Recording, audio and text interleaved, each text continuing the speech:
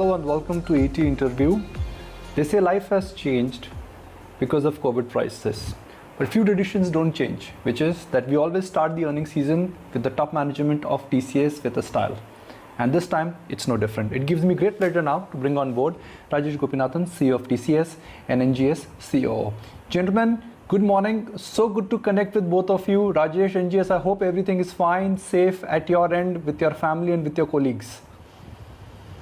Good morning, Nikunj. It's a pleasure to connect with you also. We are all doing safe in the circumstances, and I hope that's true for you, your colleagues, and their families too. Morning, Nikunj. Thank you very much. Good morning, NGS. So good to see you, and so good to see you smile and all bubbly early in the morning, NGS. Good morning, sir. Thank you.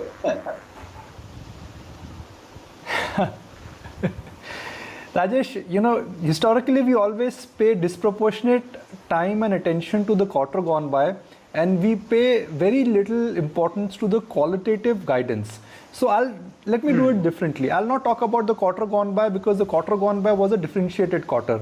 But I want to pick up a comment which was there in the press release, which was there at the press with the analysts also.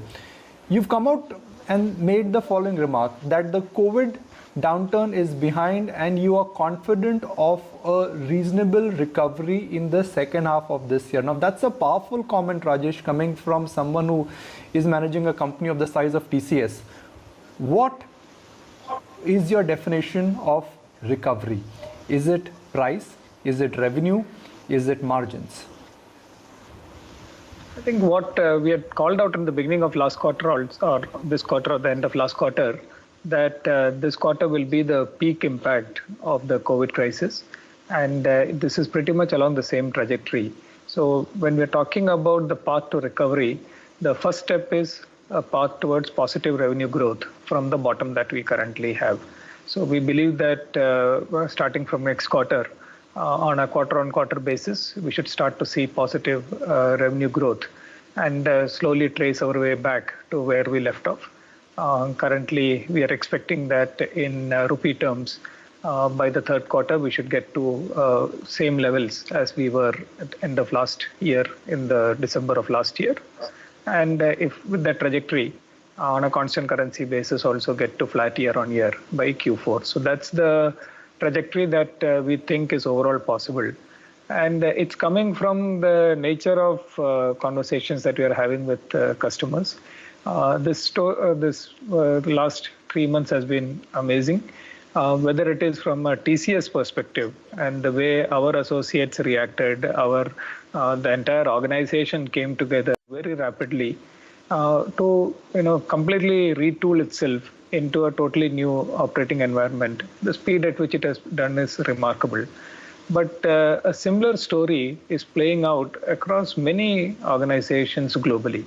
So many of our customers, they are all taken the blow. Some of them are critically injured, but other than those, everybody else is recalibrating and is again leaning forward. And we are strong partners in that journey. And we feel that that is the path which will allow us to start on this recovery that we are talking about. Rajesh, I distinctly remember when we met last, which was July, and you said, look, this is not a crisis like 2008. In fact, Indian IT companies like TCS are in a much better model. Now, markets, I'm sure, will respond to the guidance what you've shared. But my follow-up question would be that at a time when the crisis is not normal, we know that number of cases are rising. We don't know which way global economies would move. What gives you a confidence to call out a recovery? Because Rajesh, TCS is a conservative management. If a conservative management is making a comment, it must have been thought through comment. So I'm just curious with another follow-up question here, because if world is not normal, why do you think things will improve? It's a very important question, Nikunj, and this has come up multiple times during last quarter also. So we have to be careful about what we are saying. We are not predicting what the future is. We are sharing with you what is the trajectory that we see based on the conversations that we are having with our customers. And based on this, as I said, we believe that there is the optimism is justified in terms of the upturn in revenue growth that we expect starting from Q2.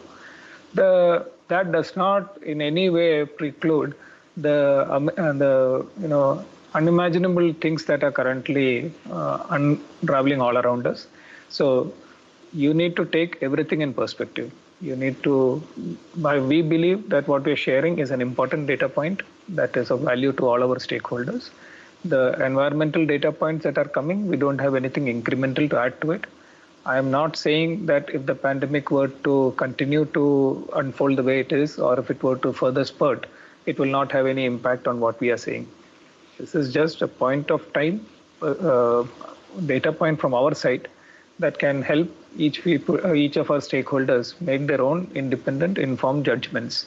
So I believe that this is important in such situations because in normal times, there are enough data points and enough analysts and the normal ups and downs of business. Different risk-taking appetites will make their own judgments based on that. Right now, in an extremely volatile environment, we have a responsibility to all our stakeholders to transparently share what we are seeing. So that's the perspective with which we are sharing what we are saying. And more importantly, this is the same perspective with which we are structuring ourselves as an organization. So as I shared, based on the expected recovery that we are seeing, we are switching from zero lateral hiring to selective hiring across markets. So we are ourselves changing our stance, and we are sharing that transparently with all of you.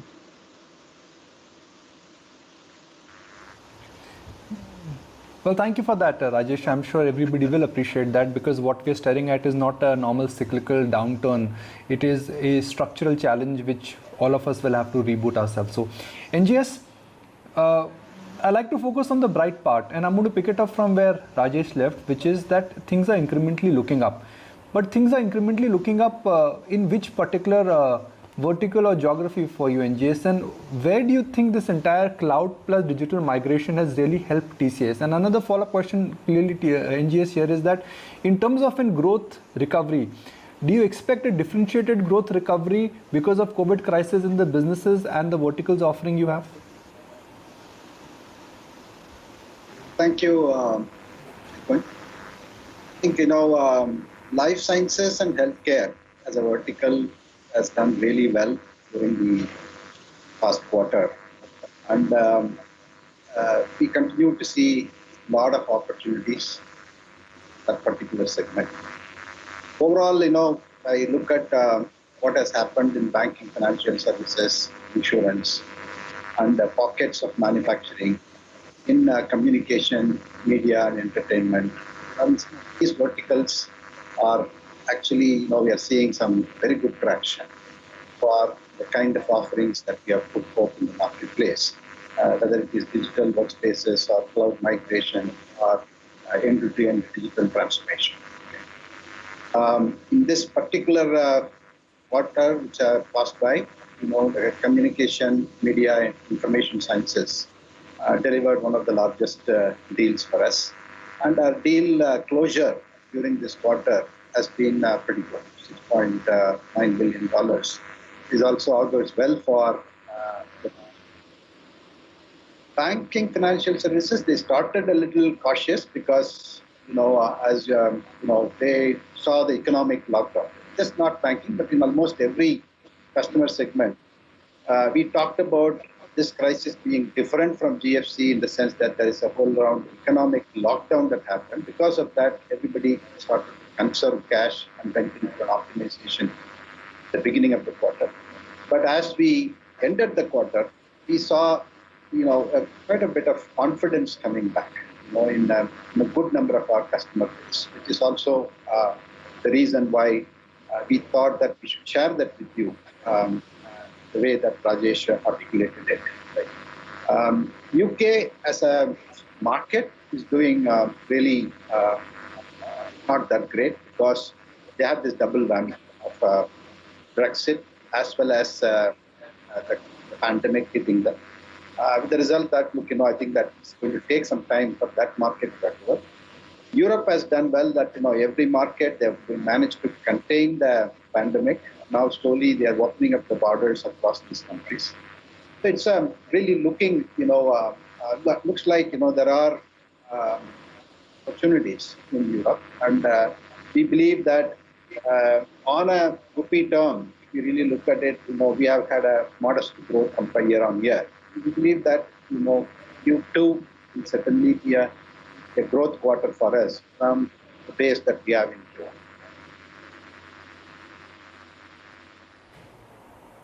Q1. NGS, purely in terms of a geographical mix, since the crisis has affected everybody, why is it different for different geographies? UK, you said it is a challenge. Europe is looking better than US. Why is the growth or challenge not very uniform? I mean, if there is a problem, it's a problem for every client across geographies. So it is, if you look at even in India, for example, the pandemic affects a particular area, and the way that Mumbai is behaving, the way that Calcutta is behaving or Delhi is behaving is quite different. Yes, there is a varying degree of impact, and the local authorities, local governments started to issue different set of guidelines, which we all need to understand and we need to comply with. So what we are seeing is likewise, every single country, every single market, the impact of pandemic is quite different, quite varying. And in Europe, especially what we are seeing, what we are hearing is that if they find a particular village or particular area is affected, their ability to test quickly and then isolate it and then contain it has been great in the last at least 6 weeks, 6 to 8 weeks. So in that sense, that Europe seems to be in a better control of this particular pandemic than let's say the United States or in UK or elsewhere. Right? So again, as Rajesh mentioned, it's a data point that we are sharing, that we are seeing traction, and in these particular markets, we are seeing opportunities opening up with customers.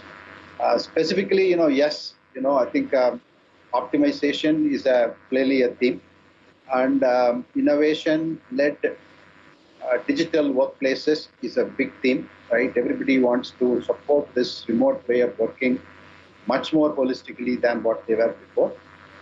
Plus, I think, the digital transformation at large is again another theme that we are seeing. But in the short term, I think it will be cash conservation and optimization will kick in.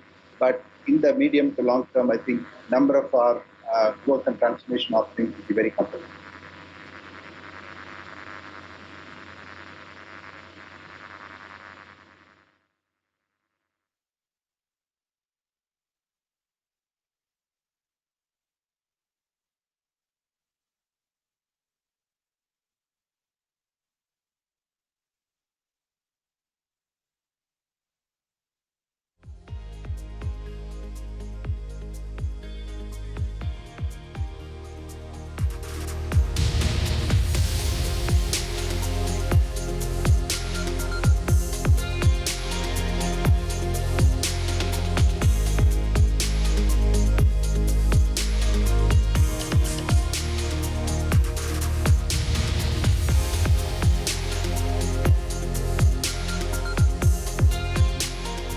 Rajesh, let's also talk about work at home.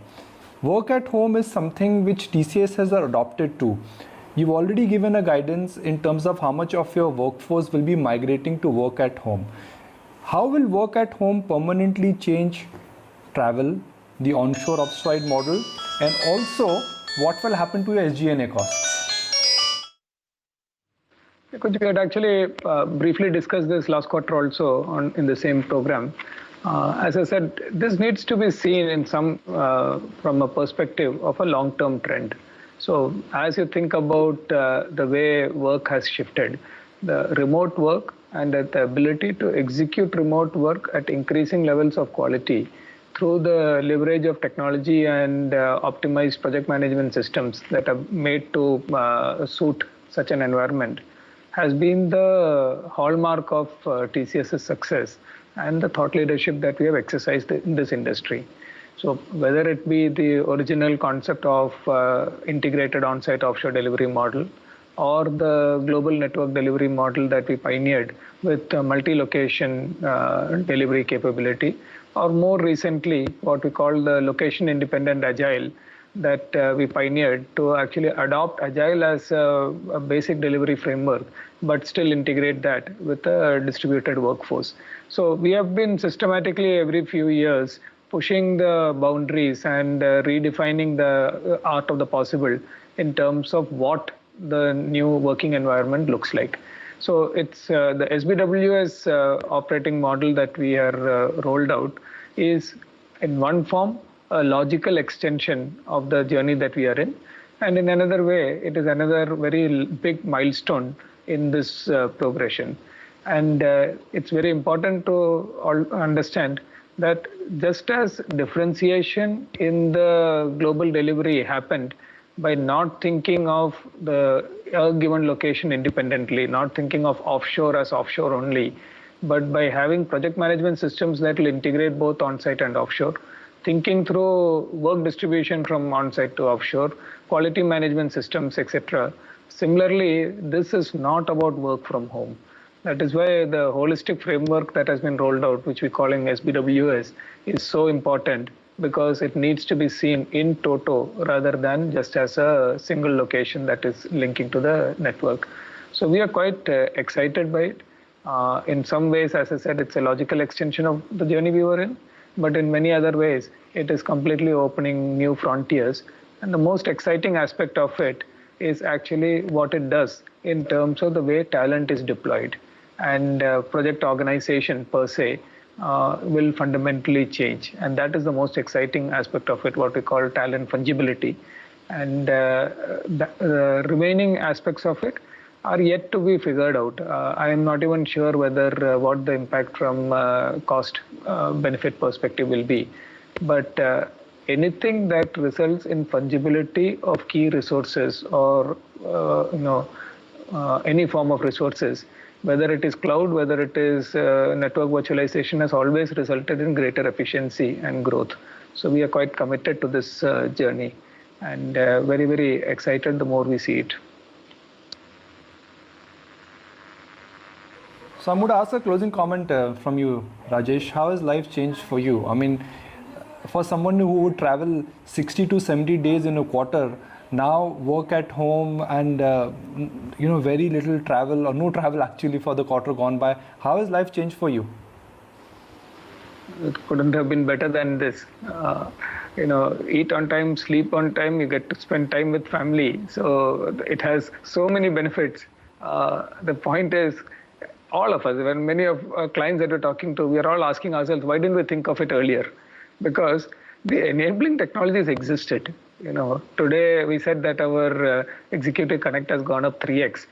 Video conferencing is not something that got invented in 90 days ago. So all of us are turning back and saying, oh, this is a great way of working. Why didn't we do this earlier? And that's the perspective at a personal level also.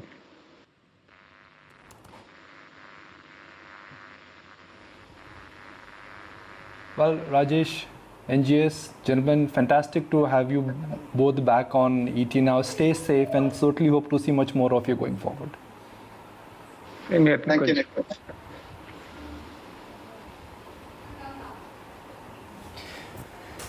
Well, the CFO and Head of Global HR, they both join us now, Ramki and Milind. Gentlemen, good to connect with you. Thank you for joining us. Milind, we spoke during the quarter, and that time you sent cat amongst the pigeon when you said that we would migrate 75% plus of our workforce to work from home.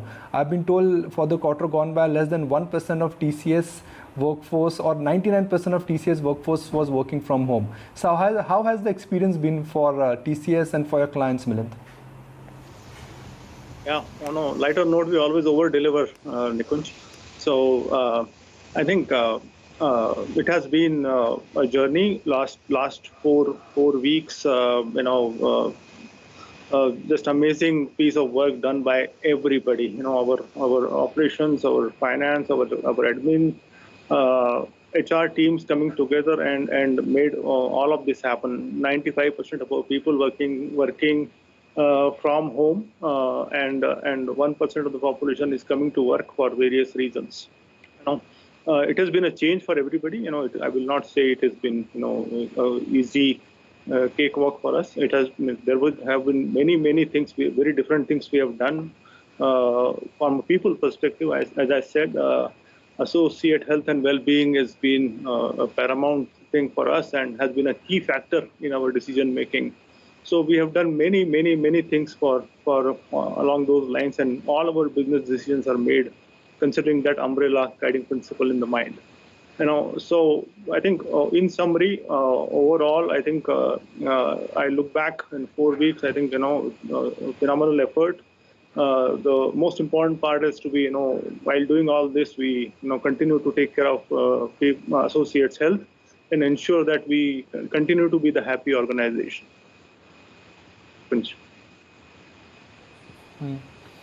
Ramki, Rajesh just mentioned that he's confident of a recovery.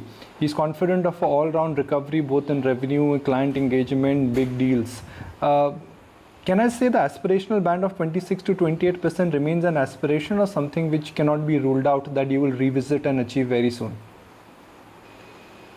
No, it doesn't go away at all. That aspiration is very much intact. Only thing, this pandemic has changed certain dynamics. So the timing of when we'll get back is dependent on the recovery. Yes, we are confident of recovery into the coming quarters.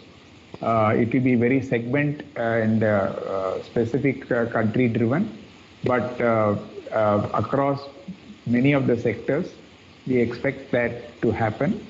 And with the growth, obviously the margins will also be improving, because in the current quarter, the reduction in the margins is directly related to the contraction in the demand and in the revenue, while we were able to get back almost to 300 basis points outside of anything to do with employee costs. But still we had a dip of 1.5%. So that is directly related to the drop in revenue. So with improvement in recovery, we will also see the improvement in margins. But Ramki, let's talk about the investments. Now, TCS has always said that, look, you want to maintain that band. If you go below that, you check on your investments. If you are working in that band on the upper limit, you start investing more. Now that you're below that aspiration band, would you be investing less? How will you balance things? Because that's what you've always shared in the past. When the going is good, you start increasing investment. When the going is slightly subdued because of cyclical factors, you start checking on your investment. So can I say that right now you'll be investing less to take your margins higher? Actually, in two parts. One is, we've said that when the going gets good, we will step up investments, but we have never said that we will reduce investments if the growth is lesser than what we expected, because the investment is driven by what is required for us to be ahead, what is required to make sure that we are abreast of what is happening on the technology front, to make sure that our people are equipped, and in terms of how we can showcase with our customers. So the investments have been going on, and our balance sheet is strong. We have the second highest ever invested funds and cash balances when we closed in June. So from a deployment perspective, I don't see any issues. We will continue to invest. We have been investing in our research and innovation, in building capabilities at scale among our employees, and also in labs and customer experience areas. So we will continue to focus and invest on that. We don't see any reason to pull back on some of those, because they are very essential building blocks for our future and for keeping leadership as well as for sustaining.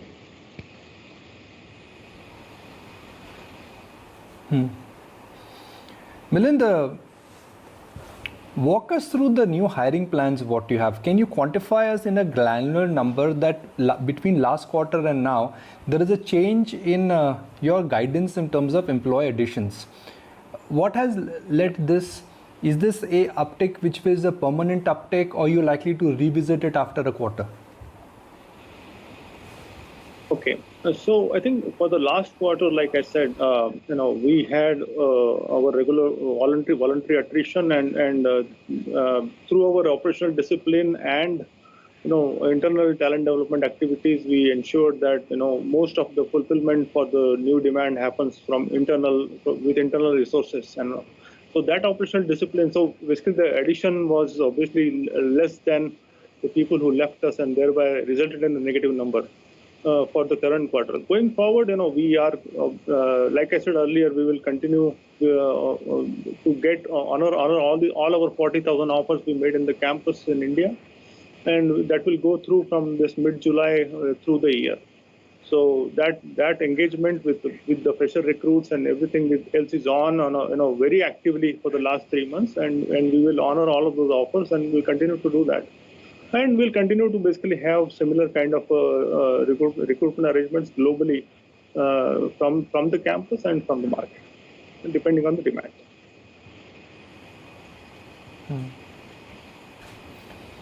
Ramki, your definition of pricing, billing rates, and pricing pressure, do you see a marked improvement?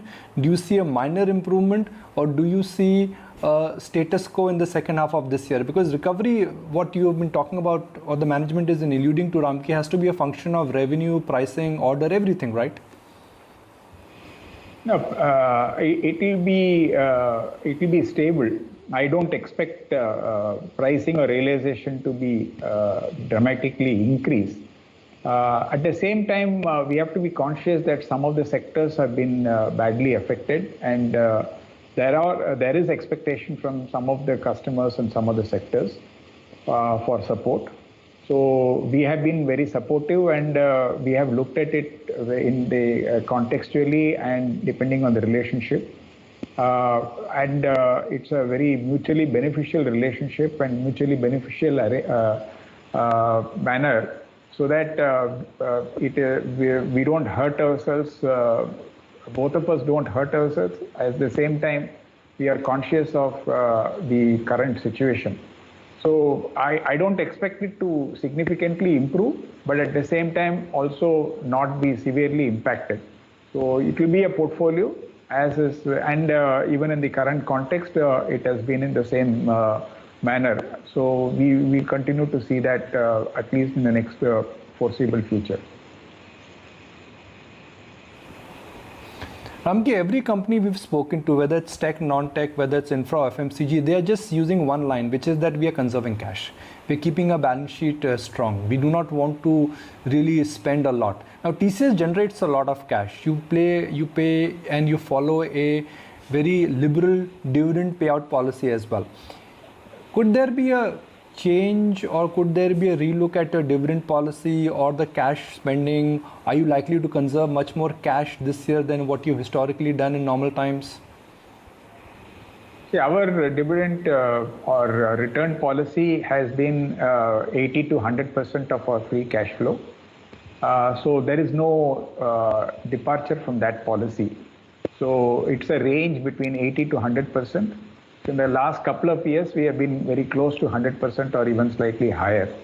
So we will stay within that range. We don't expect anything to change in that respect. You're right. Even in this, during the last 3-4 months, the cash generation has been good. We hope to continue to do that. And as I said earlier, we will not be shy of making the investments wherever it is required. We will continue to do that, and we will see how it goes.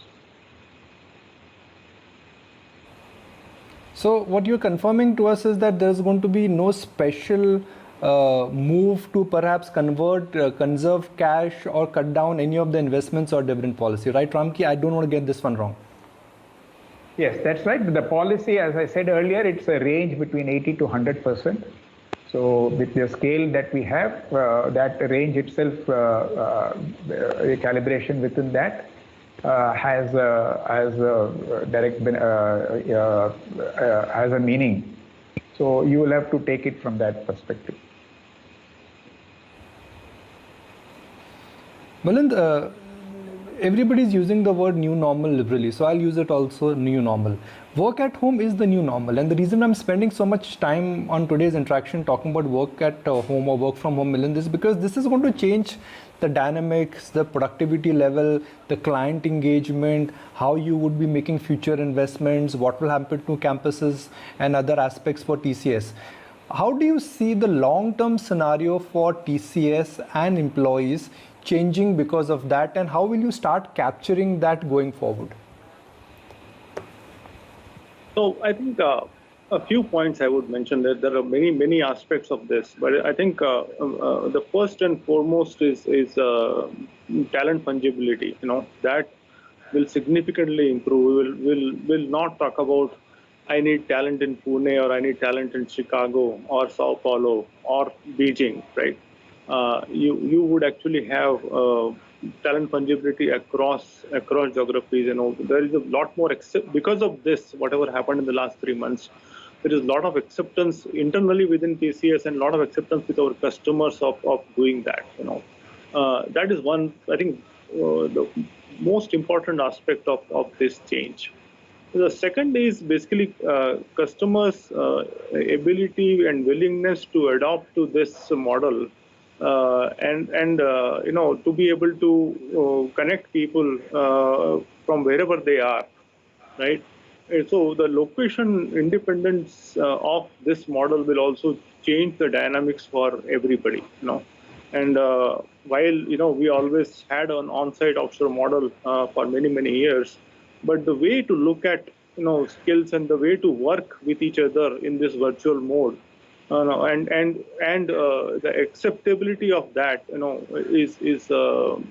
has increased significantly, across the globe, and it's kind of a crash course, so to say, for all of us, and this change will actually also basically bring in a significant way of leveraging best people irrespective of the locations, right?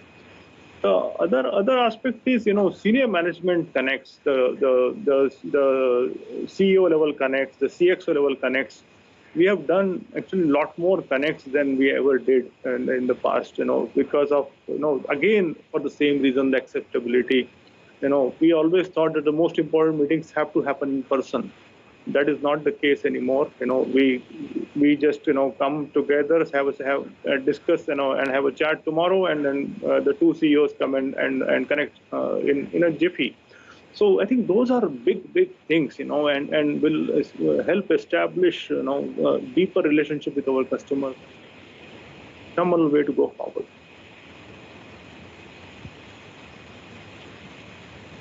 Well, gentlemen, so good to see both of you.